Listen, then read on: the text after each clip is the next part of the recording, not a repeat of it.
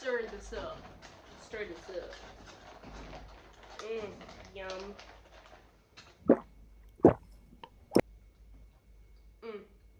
That's good. Yeah! That is so good. Hi everybody! Let's get the boy in here. Hi everybody, welcome to the channel. Today we're doing something a bit different. I think it's a new segment I want to start where I get coffee and talk about everything paranormal, ghosty, whatever we want to talk about. I'm gonna go to a different coffee I'm gonna try to go to a different coffee every time. But the coffee I got today, it is a salted Biscoff iced latte from a cafe called Findy. It is in Sunshine. They're really, really good, and the workers are so nice. This coffee was $9.50, so not too bad, but it's very yummy and very good. Yeah. Alright, so you're probably going to wonder what we're talking about today for the first one.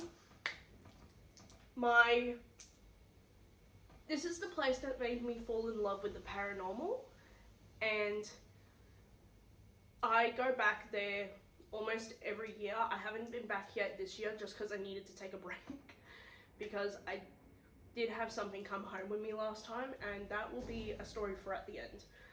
Grab your coffee, add your EMF readers, and let's talk some spooky stuff.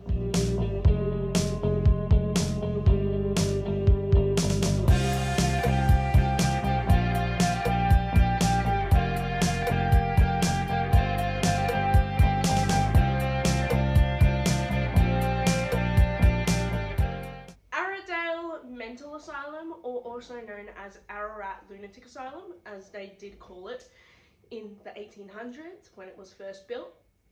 I'm pretty sure if you know the paranormal, you know this place out in the western region of regional Victoria, about 2.5 hours from the metro Melbourne.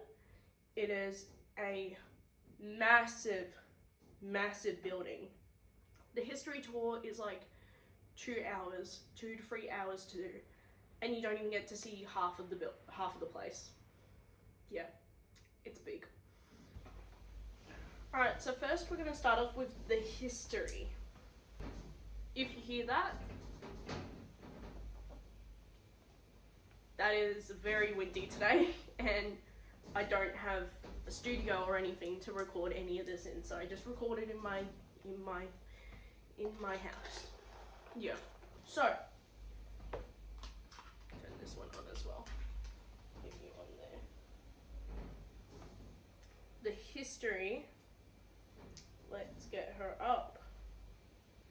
Aradale and its two sister asylums at Kew and Beechworth were commissioned to accommodate the growing number of lunatics in the colony of Victoria. Construction began in 1865 and was opened for patients in 1867. It was closed as an asylum in 1993. At its height, Aradale had up to 1,000 patients and is a large complex with up to 70 interesting abandoned buildings. 70. What? I actually didn't know it was 70. So that is very interesting. Now, to get brought in here, you only needed one signature to get in, and I think it was at least 8 to get out. You weren't getting out. Once you got in, you were never coming out. No. No. It's great, isn't it, though? If you were born in the asylum as well, because your parent was a patient, you were stuck there as well. It was very rare that someone that was born in the asylum was able to get out. They usually did live their life in there from birth. So, yeah. It's crazy, isn't it, though? But here, I have a little timeline of the history and operations.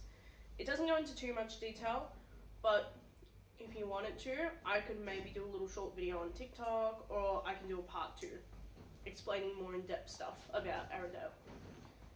Alright, history and operations. The construction began in 1865 and they opened Aradale Lunatic Asylum in 1867. Their purpose was it was built to care for the mentally ill, with many patients admitted during the Gold Rush era due to mental health issues. I ain't saying anything because in this day and age, I think if we had these still, 90% of the population would be back in there, including myself. This is what stops me from getting put in one of those. Yeah. The facility, so expansion. The facility grew into a massive town within a town with its own kitchen, produce markets, and storage areas. Up until, I think it was last year or 2 years ago, I just found out they had a winery, I think it was, or like a grape shed. I didn't know that. I have seen it in the daytime. It is massive. A lot of the times to go there, I didn't know that they had day tours. I only knew about night tours because I got taken. So you know what? We'll leave that for at the end. We'll leave that for at the end. We won't spoil any fun. Criminal population. For a time, both mentally ill and criminally insane patients were housed together, which led to conflict. Imagine you got put in the asylum and your roommate is an ex-convict. Or like someone that just murdered someone. Wouldn't really want to be having any fun with that, would you? No.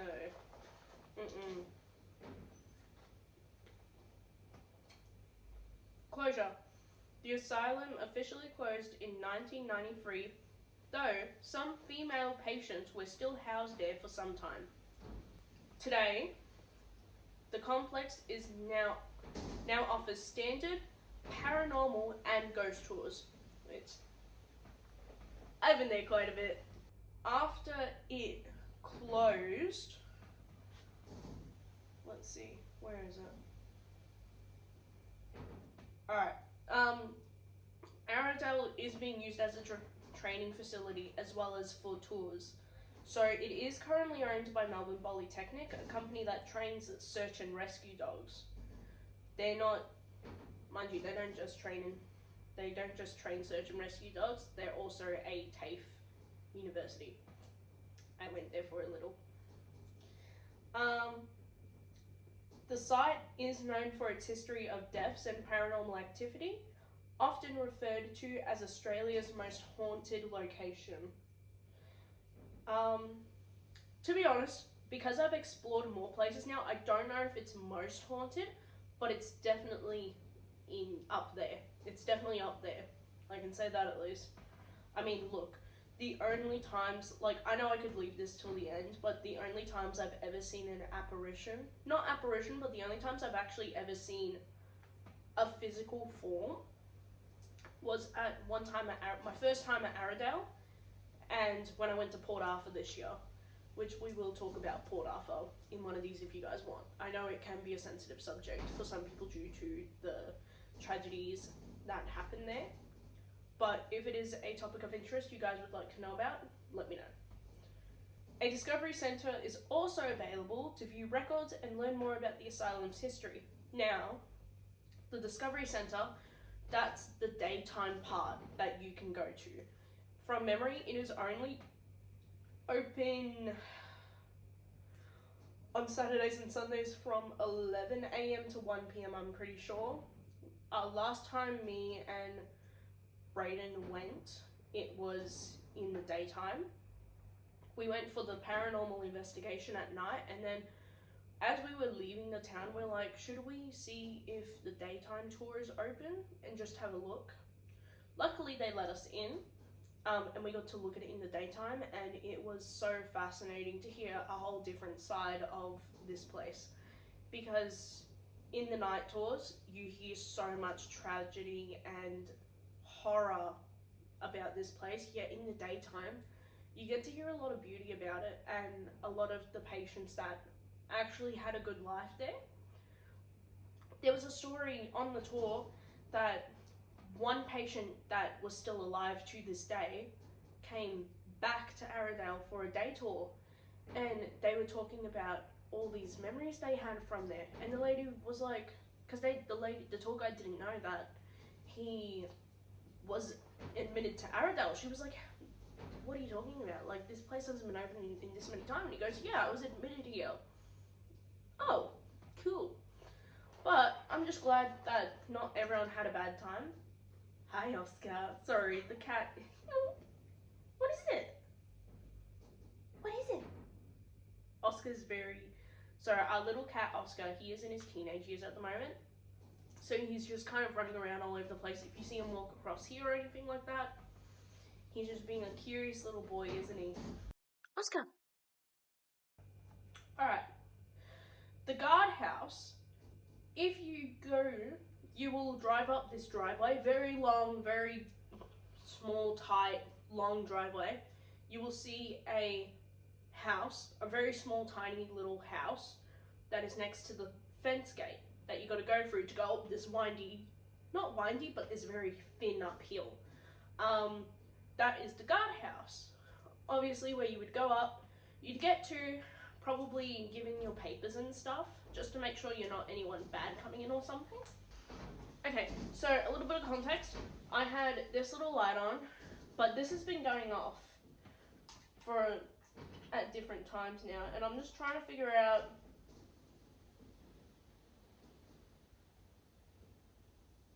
Okay, so it definitely wasn't the light then. Alright. It shouldn't be going off because it's on airplane mode.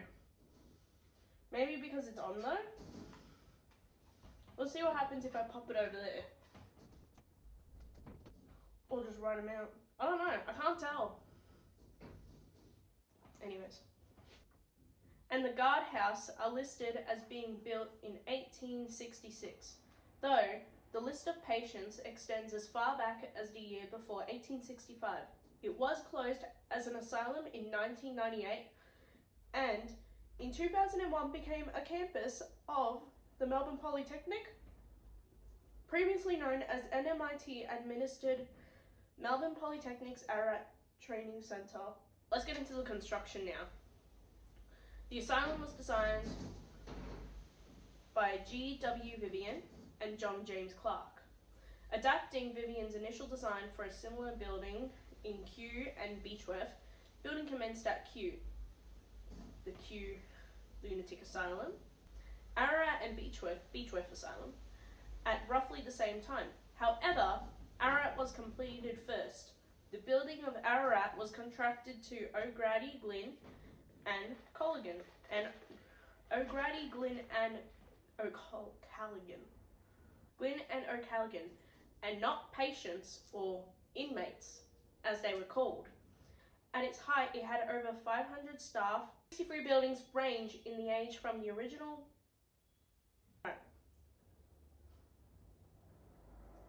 wings built in the 1860s to the modern forensic unit, which was built in 1991, only 2 years before the facility closed.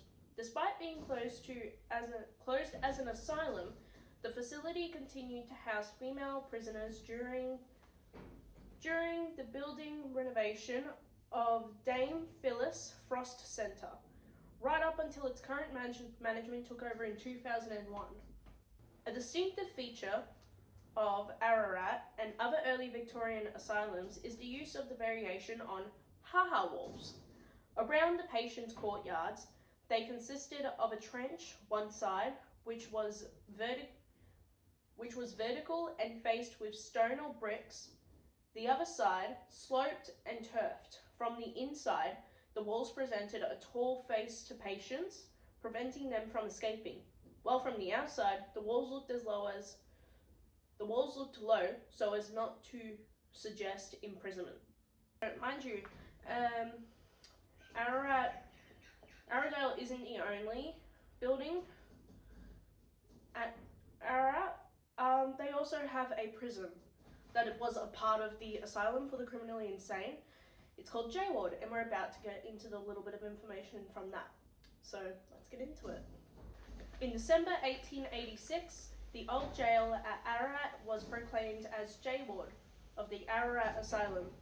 It was to cater for those persons who were detained in any jail, reformatory or industrial school, or other place of confinement, who appeared to be insane. The ward was not a separate institution in its own right and has continued to function as a division of the Ararat Mental Hospital. J Ward was always regarded as a temporary measure, but they ended up staying. A new institution was to be built at Sunbury for the retention of the criminally insane. However, when the building was nearing completion, it was decided that it would house females only and males would remain at J Ward. In May 1988, the then Minister for Health announced that J Ward was to be closed over the next year. The decommissioning of Aradale began in the early 1990s, with patients transferred to community living and to other facilities. After December 1993, the Ararat Forensic Psychiatry Centre was the only remaining ward in 1997. Now, let's get into the spooky stuff which we all want to know about, don't we?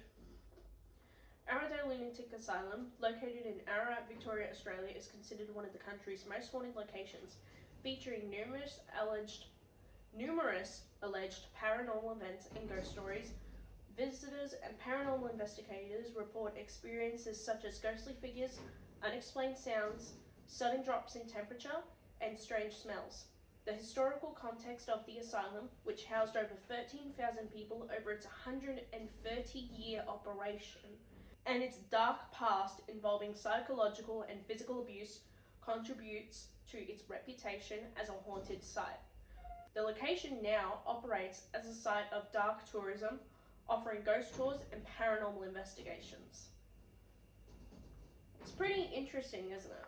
So, I went to Aradale in about, I think it was 20... Oh my god, when was it? So in 2019 we went to Aradale Lunatic Asylum for my birthday actually. We went for the 2-hour history tour. Our lovely tour guide gave us all stories, spooks and scares. And my first actual experience was on that tour. So let's get into that. We went into this building, which was the nurses' quarters, where the nurses and doctors would stay. It's a 3-story tall building. It's a skinny building because it was mainly hallways. It was mainly 3 hallways. But you got top level one and then another bottom one. And we had a challenge where we had to go up in groups of 5 and go up and walk all the way through in that group. We got up to the top and there was no one in that hallway. I decided to go first. I actually have video of it, so I'll probably pop it in here. But I open the door, and as I fully get my head in, I see someone, pitch black mind you, they're pitch black, my flash is on, so I could see. I couldn't tell if it was the end of the hallway or halfway through because the hallway is really big. I open the door, I see someone, whoop, but not quick either. I saw step into the next door. From one room, across the hallway into the next room, and I was like, I immediately went, no, I'm not going first. I just saw someone down there. I ain't the first one to go down there because I'm gonna get attacked, I already know. Can someone with a light actually go before him? No, you can go. I've got a torch. I just saw someone walk across the hallway. I'm good. Yeah. I shit my dacks. I kid you not. I was stuck in my boots. I almost didn't want to go, and I would have rather just walk all the way back down those stairs on my own. But we went through the rest of the way. It was really fun. Got a photo of my nan in the little chair. Another story from that night. So a lot of us that went, it was me, my dad, my auntie, my cousin, so her son, my nan, And then some other people came with us. But that's who came with our group. My cousin, he was the one that did not believe. He's not into that stuff. So he was kind of shit stirring the whole time, being like a little menace and stuff. And then we get to the electrocution room, the electric shock therapy room. And it's a beautiful room. Well, not really beautiful. It's a bit cold in there. And the only beautiful thing about it is you have the beautiful view of Ararat. It is amazing.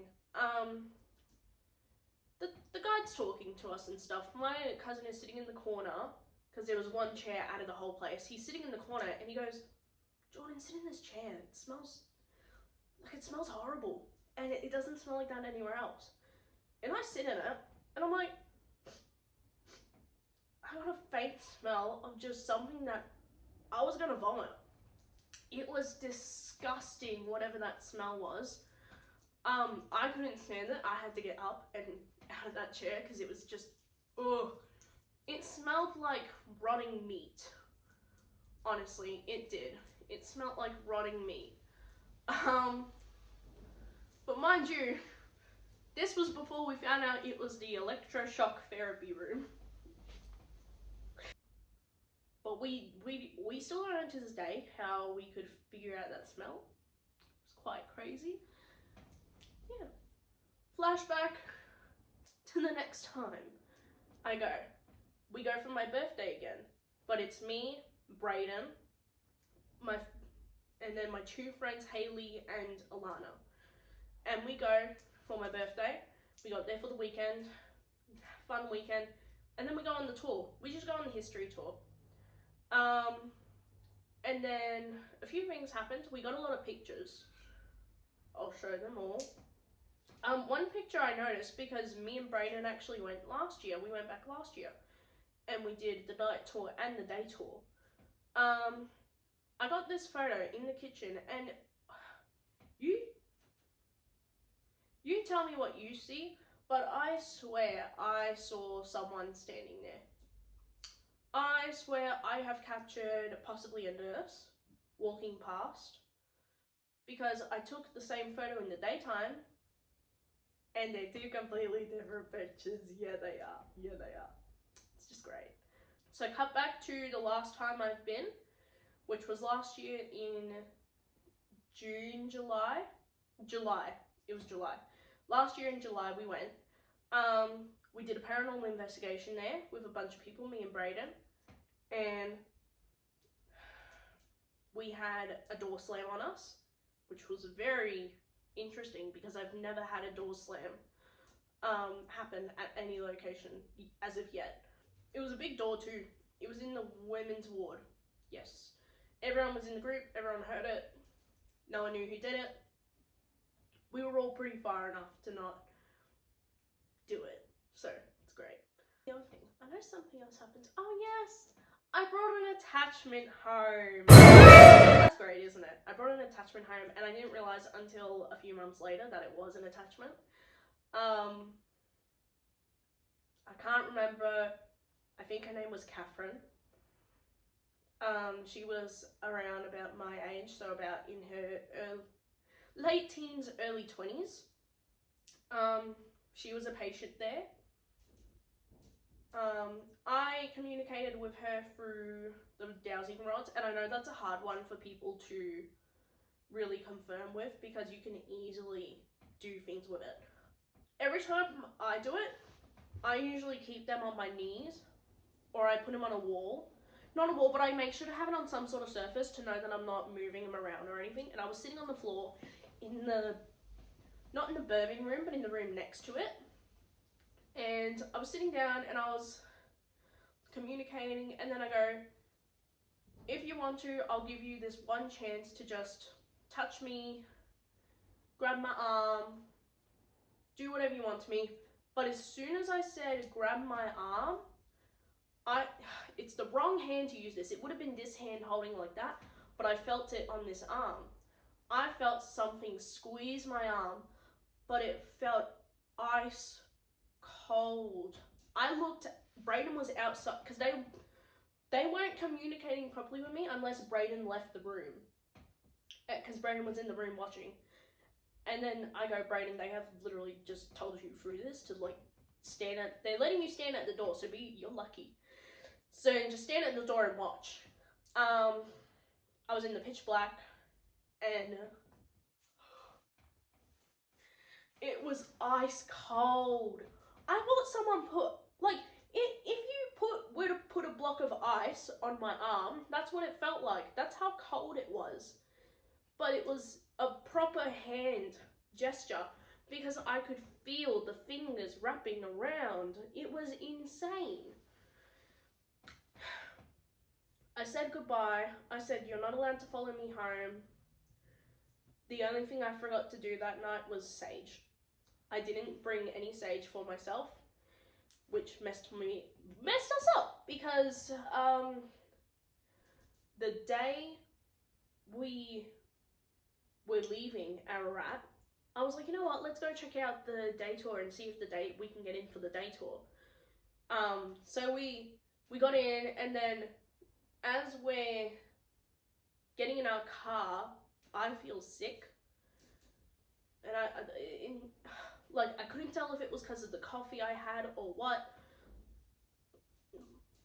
but it didn't feel like a sick that I felt before. It felt like I just felt so ill. I felt like I could have thrown up, honestly. And that feeling only left when we hit the first town after Aradale. After we fully left Aradale and hit the next town, I didn't feel sick anymore. And I was telling Brayden, I was like, I feel sick, like I feel like I'm gonna throw up. And then when we get to the next town, I'm like, he goes, how are you feeling? And I'm like, actually, the feeling's gone now, like literally just now. I just don't feel sick anymore. And then we get home, go back to our normal things, and then about 2 weeks later, the lights flicker. And mind you, we don't have issues with our lights at all. Our lights work perfectly fine. We've never had issues for that. And then the lights flicker. Mind you, I'm home alone. So I already don't want that to happen. The lights flickered, but it wasn't like a light burning out. It was a clear, so the light was on, and then it went off, on, off, on. And I just looked and I was like, okay. It happened a few more times, but not enough times to know that it was a light burning out. It only happened 3 times after that first instance, and it wasn't within the same week, it was between months. And then a funny thing was I was in the kitchen and I can't remember what I was doing. I think I was just hanging around in the kitchen, honestly. Once again, home alone, I'm making breakfast. And then I look to our doorway to the bathroom. I'll show you the angle. I'll take a picture and I'll put what I saw, like as best as I can. I'll draw like a picture of best as I can of what I saw, or I'll put a picture in. But I saw a girl, like at least the head and shoulder of a girl, like head and then the right shoulder of a girl, leaning over, looking around the corner, but it moved and turned that way, away. Sorry. It moved and turned away. A second after I saw it, and it wasn't like it was a split second, it was like I was standing there for a good few seconds and then it turned, and I was like, I genuinely thought someone was in our apartment. I was like, ah! And mind you, we didn't have Oscar at this time, we've only had him for a few months. So I was freaking out. I grabbed one of our knives and I walked around looking through all the doors, and I'm trying to frantically call Brayden, being like, someone's in the house, someone's in the house. I don't know how, because this is a small ass 1-bedroom unit, but someone is here. No one's here. No windows are broken. There's no sign of anyone entering at all. So I was left confused. That was the only time I saw the girl. And then I was on FaceTime with my friends telling them about these experiences I've had. And at this point, I have booked in to do a call with a medium. And she was really good. And I was telling them about the lights and stuff and how I saw the girl, and I'm like, I don't know what's going on. I'm pretty sure I brought something home from Aradale. And then the lights, same flicker, off, on, off, on. We're on FaceTime, mind you, so they saw that. I'm pretty sure they did. I'm pretty sure it was on FaceTime. There's 3 of us on the call, and then after that happens, they're like, oh my god, what the hell? We're all freaking out. And then one of them's trying to talk, but their video cut off on the call, and their audio is glitching. And me and my other friend, all we're getting from this one girl, in a growling voice, demon, demon, demon, or just straight growls. We're freaking out. We're screaming. Were you just messing with us right now? Are you just trying to prank us? Like, what was that for? We're having a go at her almost. And she's like, I don't know what you're on about, but I could not hear you guys at all, as your audio's cut out, and then my call ended. So you weren't even on the call. I'm sorry, what? No, not today. So I had the call with the medium, and she goes, you have a poltergeist. Oh.